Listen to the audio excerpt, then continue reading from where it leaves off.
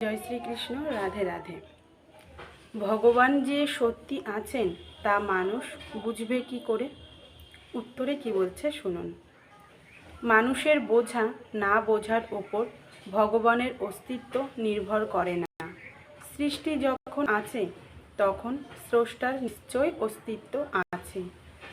আমরা যে কাপড় চোপড় ব্যবহার করছি, আসবাবপত্র ব্যবহার করছি, সেগুলি নিশ্চয় কেউ না কেউ বানিয়েছে।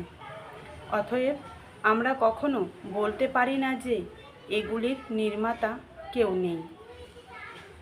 যখন কেউ কোনো ব্যক্তি বা স্থানের ছবি বা নকশা দেখায়, সেই ব্যক্তি বা স্থানের বর্ণনা দেয়, সেই ব্যক্তির বা স্থানের নানাবিধ কাহিনী আমরা শুনতে পাই, তখন সেই ব্যক্তি বা স্থান আমরা না দেখলেও তার অস্তিত্ব আমরা হৃদয়ঙ্গম করি।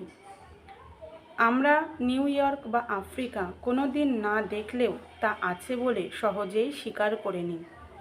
আমরা প্রধানমন্ত্রী বা রাষ্ট্রপতিকে না দেখলেও, না যোগাযোগ রাখলেও তারা যে আছেন তা স্বীকার করে নিই।